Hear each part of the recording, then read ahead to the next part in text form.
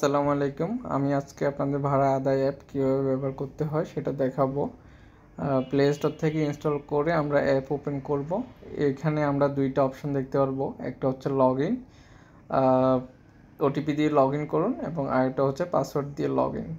প্রথমে আমি কিভাবে পাসওয়ার্ড সেট আপ করতে হয় সেটা দেখাচ্ছি। একবার পাসওয়ার্ড সেট আপ করে নিলে আপনাকে বারবার ওটিপি দিয়ে লগ ইন করতে হবে না, পাসওয়ার্ড দিয়েই লগ ইন করতে পারবেন। তো পাসওয়ার্ড দিয়ে লগ ইন এটাতে ক্লিক করব। ক্লিক করার পর পাসওয়ার্ড সেট আপ করুন এই অপশানে যাব। এরপর হচ্ছে আমার নাম্বারটা দিব, আমি আমার নাম্বারটা দিচ্ছি। ওটিপি পাঠান, দেন আমার নাম্বার একটা ওটিপি আসবে, আমরা ওটিপির জন্য কিছুক্ষণ ওয়েট করব। আমার ওটিপি চলে আসছে, আমি ওটিপিটা দিয়ে ওটিপি যাচাই করুন ক্লিক করলে আমাকে পাসওয়ার্ড সেট আপ অপশানে নিয়ে আসবে। এখানে আমাকে আমার পাসওয়ার্ডটা দিতে হবে। আমার 8 সংখ্যার একটা স্ট্রং পাসওয়ার্ড আমরা সেট আপ করবো। এখানে হচ্ছে আমরা একটা পাসওয়ার্ড দিব।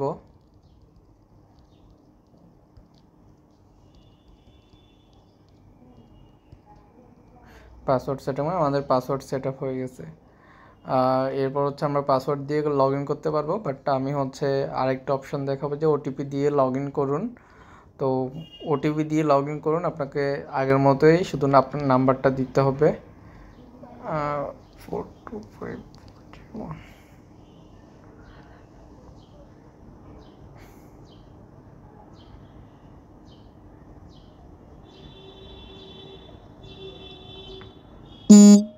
আমার ওটিপি আসছে, ওটিপিটা দিলাম, দিয়ে চাচ্ছে।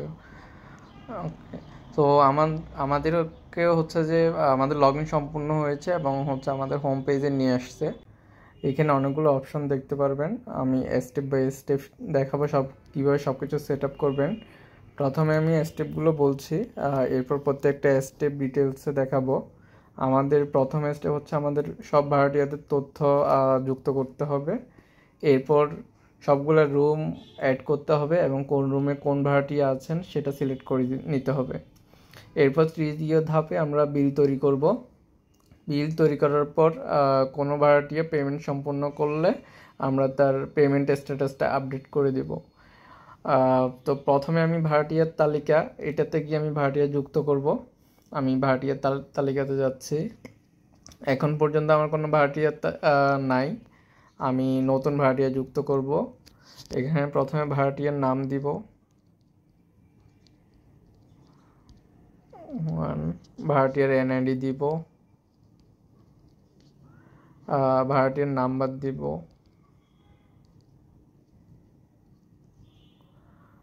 এরপর যদি ভাড়াটিয়ার ইমেল থাকে ইমেল দিব, এরপর জন্ম তারিখ দিব এবং ভাড়াটিয়ার ধরন, যে ভাড়াটিয়া কি ব্যাচেলর নাকি বড় পরিবার, ছোট পরিবার কিংবা অন্যান্য যদি হয় সেটা সিলেক্ট করে দিব, তার ধর্ম। এরপর শুরুর তারিখ নির্বাচন করব, অর্থাৎ ভাড়াটিয়া কোন মাস থেকে আমাদের উঠেছে সেটা সিলেক্ট করে নিতে হবে, এটা খুবই গুরুত্বপূর্ণ। আমি সেপ্টেম্বরের 1 তারিখ দিলাম। শেষ তারিখ এখনই নির্বাচন করতে হবে না, যদি কখনো ভাড়াটিয়া চলে যায় তাহলে আমি শেষ তারিখ নির্বাচন করব, না হলে এই ফিল্ডটা খালি থাকবে। এরপর অগ্রিম পরিমাণ, যদি ভাড়াটিয়া কোনো অগ্রিম বা জামানত দিয়ে থাকে তাহলে সেই অ্যামাউন্টটা দিব। আমি এখানে 20,000 টাকা আপডেট করলাম। এরপর ভাড়াটিয়ার জরুরি যোগাযোগের তথ্য, যদি এরকম কোনো তথ্য যদি থাকে তাহলে এই ফিল্ডগুলো আমরা আপডেট করে নিব। করে হচ্ছে সংরক্ষণ করুন বাটনে ক্লিক করলে আমাদের ভাড়াটিয়া তৈরি হয়ে যাবে। এইরকম করে আমরা আমাদের যতজন ভাড়াটিয়া আছেন সবগুলো তথ্য যোগ করতে পারবো। এরপর আমি আরও 2জন ভাড়াটিয়া অ্যাড করি।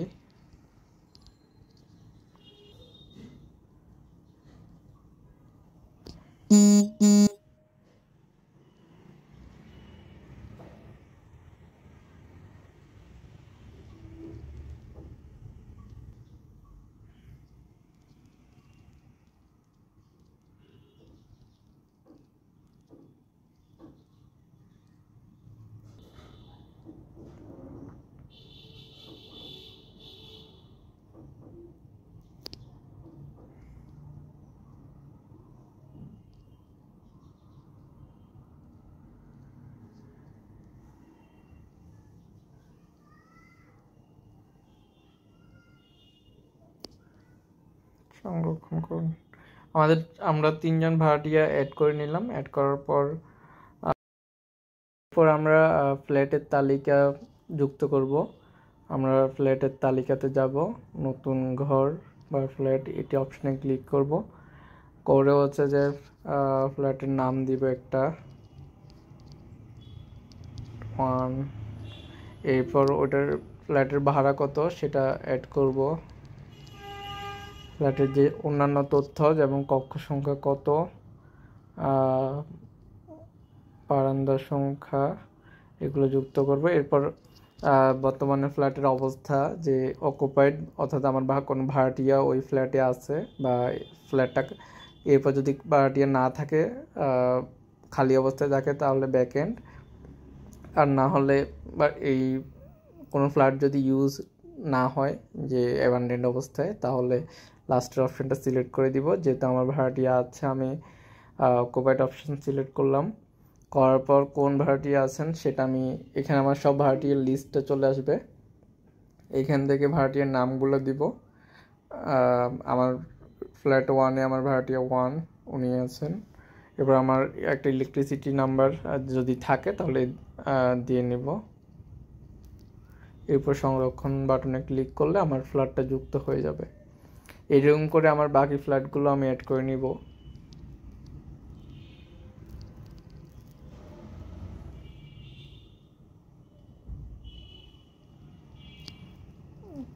এটাতে ভাড়াটিয়ার 2,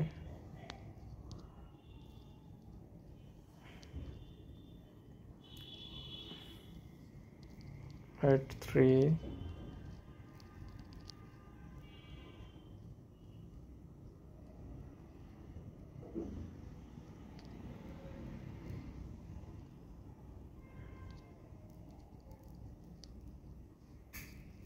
আমার 3টা ফ্ল্যাট যুক্ত হয়ে গেছে। এরপর তৃতীয় যে স্টেপ সেটা হচ্ছে আমাদেরকে বিল তৈরি করতে হবে। আপনারা উপরে একটা লেখা দেখতেছেন, আপনি এখনও এই মাসের জন্য কোনো বিল তৈরি করেননি। আর একদম উপরে আমাদের টোটাল ফ্ল্যাট কয়টা আছে এবং ভাড়াটিয়া কয়জন আছে সেই লিস্ট কাউন্টটাও দেখাচ্ছে যে আমার ফ্ল্যাট আছে 3টা এবং ভাড়াটিয়াও আছে 3জন। এবার আমি বিল তৈরি করুন এই অপশানে যাব। আমি অক্টোবর মাসের বিল তৈরি করব। বিল তৈরি করুন অপশানে যাব। অপশানে যাওয়ার পর এখান থেকে আমাকে বছর এবং হচ্ছে মাস এই দুইটা সিলেক্ট করতে বলতেছে। আমি প্রথমে আমার বছরটা সিলেক্ট করব। 2025 সালের অক্টোবরের জন্য আমি আমার বিল তৈরি করব অক্টোবর। তাহলে দেখেন আমরা যে 3জন ভাড়াটিয়া যুক্ত করছি, 3জন ভাড়াটিয়ার জন্য বিলটা তৈরি হয়ে গেছে। এখানে ডিউ বিল দেখাচ্ছে 45,000 টাকা, যেহেতু 15,000 টাকা করে ভাড়া, ডিউ বিল 45,000 টাকা। এবং যেহেতু এখনও কেউ পেমেন্ট করে নাই তাহলে ওই জন্য টোটাল পেড দেখাচ্ছে 0। আর উপরে একটা মেসেজ দেখতে পাচ্ছেন, নতুন ভাড়াটিয়ারা আগের বিলের সাথে যুক্ত হবে না, তাদের অন্তর্ভুক্ত করতে বিল ডিলিট করে পুনরায় তৈরি করুন। আমরা যদি বিল একবার তৈরি করে ফেলি এবং পরবর্তীতে যদি ওই মাসের জন্য অক্টোবর মাস থেকেই যদি আবার নতুন কোনো ভাড়াটি অ্যাড করি, তাহলে কিন্তু আর আমি যদি আবার এখানে জেনারেট করি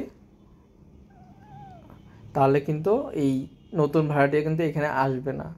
সো যেহেতু একবার বিল তৈরি হয়ে গেছে, এই জন্য আমাদেরকে যে বিলটা তৈরি করেছি সেটা ডিলিট করে আবার নতুন করে জেনারেট করতে হবে। আমার এই যে বিল, এখানে ডিলিট বাটনে ক্লিক করলে আমাকে এখান থেকে এখানে মাসিক বিলের তালিকাটাতে নিয়ে যাবে। এটা আপনারা মাসিক বিল হোম পেজ থেকে মাসিক বিলের তালিকা এখান থেকেও যেতে পারবেন। মাসিক বিলের তালিকা আমার অক্টোবরটা আমি ডিলিট করে দিব।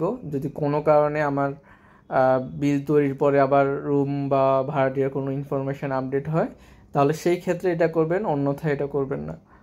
আমি অক্টোবরটা ডিলিট করে দিলাম, আমি জাস্ট দেখানোর জন্য ডিলিট করে দিয়ে আমি আবার 2025 অক্টোবর নতুন করে আবার বিলটা জেনারেট করছি। তো এই ক্ষেত্রে লক্ষ্য রাখতে হবে আমাদের যদি কোনো পেমেন্টের তথ্য আমরা আপডেট করি সেগুলো ডিলিট হয়ে যাবে। তো সুতরাং যদি বিল তৈরি করার আগে আপনি সবগুলো চেক করে নেবেন কোন বিলটা সব ভাড়াটিয়ার তথ্য আপডেট হয়েছে কিনা, রুমগুলো আপডেটেড আছে কিনা, রুমের তথ্যগুলো আপডেটেড আছে কিনা, এরপর আপনি বিলটা তৈরি করবেন যাতে আপনাকে ডিলিট করতে না হয়। আমাদের এখানেই অলরেডি বিলটা তৈরি হয়ে গেছে অক্টোবর মাসের জন্য। এইখানে দুইটা অপশন আছে, একটা হচ্ছে ব্যবহারকারীকে জানান, যে আমাদের যে ভাড়াটিয়া আছে ভাড়াটিয়াকে জানান এইটা। এখানে যদি আমি ক্লিক করি, এখানে দুইটা অপশন দেখতে পারবেন, একটা হচ্ছে মেসেজ, যেটা হচ্ছে আমরা মোবাইল দিয়ে মেসেজ পাঠাবো, আর একটা হচ্ছে হোয়াটসঅ্যাপের মাধ্যমে পাঠাতে পারবো। আর একটা এখানে মন্তব্য, যদি কোনো মন্তব্য লিখতে চাই সেই মন্তব্যটা আমরা এখানে অ্যাড করে দিতে পারবো। তো আমি মেসেজে ক্লিক করলাম, তো দেখুন এরকম একটা সুন্দর একটা মেসেজ চলে আসছে এখানে, ভাড়া আদায় অ্যাপ থেকে আপনাকে স্বাগতম, আপনার অক্টোবর মাসের ঘর ভাড়া এখনও বাকি রয়েছে, অনুগ্রহ করে ভাড়া পরিশোধ করুন, ভাড়াটিয়ার নাম, ফ্ল্যাটের নাম, বকেয়া বিল, আর কোন মাসের জন্য, এবং যদি যেহেতু কোনো মন্তব্য অ্যাড করি না এখানে লেখা আছে মন্তব্য নেই, আপনি সুন্দর এখান থেকে আপনার ভাড়াটিয়াকে মেসেজ দিয়ে দিতে পারেন। অথবা ভাড়াটিয়ার যদি হোয়াটসঅ্যাপ থাকে তাহলে আপনাকে কোনো টাকা খরচ করতে হবে না, এটা হোয়াটসঅ্যাপে দিয়ে দিবেন। যেহেতু আমার ভাড়াটিয়ার কোনো হোয়াটসঅ্যাপ এখন নাই, সেহেতু এখানে কোনো কিছু আসে নাই। এরপর আমি যদি কোনো ভাড়াটিয়া পেমেন্ট সম্পন্ন করে সেই পেমেন্টের স্ট্যাটাসটা কীভাবে আপডেট করবেন সেটা দেখাবো। তো এটার জন্য আমাদের বিল সংক্রান্ত ইতিহাস এটাতে যাওয়া লাগবে। তো আমাদের সবার জন্য দেখেন, আমাদের অক্টোবর নভেম্বর, যেহেতু আমি 2 মাসের বিল জেনারেট করেছি, সবার এখানে লিস্টটা চলে আসছে। আমি অক্টোবরটা দিয়ে ফিল্টার করব। এই যে আমার 3 জন ভাড়াটিয়া, এখানে একটু আগে আমি ব্যবহারকারীকে জানান অর্থাৎ ভাড়াটিয়াকে নোটিফিকেশান পাঠাতে চাইলে বা মেসেজ পাঠাতে চাইলে কীভাবে পাঠাবেন সেটা দেখিয়েছি। এরপর একটা অপশান আছে পেমেন্ট সম্পন্ন হয়েছে, এখানে এই অপশানে ক্লিক করবেন। ক্লিক করার পর এখানে একটা বেশ কিছু অপশান পাবেন। যদি এমন হয় ভাড়াটিয়া 2বারে টাকা দিছে বা ভেঙে ভেঙে টাকা দিচ্ছে, পার্শিয়াল পেমেন্ট করে 15,000 টাকার মধ্যে 5,000 টাকা দিছে, এরপর 10,000 টাকা কিছুদিন পরে দিবে, তাহলে আপনি আংশিক ভাড়াতে ক্লিক করবেন। আর যদি পুরো টাকাই পেমেন্ট সম্পূর্ণ করে তাহলে এটাতে ক্লিক করার প্রয়োজন নেই। আমি শুধু দেখানোর জন্য এটাতে ক্লিক করতেছি। এখানে ক্লিক করার পর এখানে আংশিক ভাড়ার পরিমাণ দিয়ে সে কয় টাকা দিচ্ছে সেটা আপডেট করা লাগবে, সেটা ইনপুট দেওয়া লাগবে। যদি পুরো টাকা দেয় তাহলে এটার দরকার নেই। এখানে পেমেন্ট কয় তারিখে দিচ্ছে সেটা সিলেক্ট করব, যে সেপ্টেম্বরের 10 তারিখে টাকা দিচ্ছে। এরপর পেমেন্ট পদ্ধতি হচ্ছে নির্বাচন করব, যে টাকাটা কিসে দিছে, ক্যাশে, বিকাশে, নগদ বা রকেট কিংবা অন্যান্য কিছুতে। আমাকে ক্যাশে টাকা দিছে সেটা লিখবে, যদি কোনো মন্তব্য থাকে সেটা আমি এখানে অ্যাড করব, করে হচ্ছে এখানে জমা দিন, এটাতে ক্লিক করব। দেখুন আমি আবার ফিল্টার করে নিলাম, এই যেখানে স্ট্যাটাস পরিশোধ এটা চলে আসছে এবং বিল পরিশোধের তারিখ চলে আসছে। তো এইখান থেকে হচ্ছে আমি পেমেন্টের ইতিহাসটাও দেখতে পারবো, যে উনি কিসে টাকা দিছে, কয় তারিখে টাকা দিছে, সেখানে কোনো আংশিক পেমেন্ট হয়েছে নাকি পুরোটা পেমেন্ট একসাথে করছে। আর পাশে লেখা আছে রসিদ, আপনি যদি ভাড়াটিয়াকে কোনো টাকা পাওয়ার পর কোনো রিসিপ্ট পাঠাইতে চান এখানে হচ্ছে রসিদ, এটা আপনি ডাউনলোড করতে পারবেন। ডাউনলোড করলে আপনার গ্যালারিতে সেভ হয়ে যাবে, গ্যালারিতে সংরক্ষিত হয়েছে। তো এই ভিডিওতে এতটুকুই। পরবর্তী ভিডিওতে আমরা আমাদের অন্যান্য ফিচার যেমন খরচের তালিকা, ড্যাশবোর্ড এবং টিউটোরিয়াল প্লাস সাপোর্ট সিস্টেম কীভাবে কাজ করে সেটা দেখাবো। তো সে পর্যন্ত ভালো থাকবেন, আল্লাহ হাফেজ।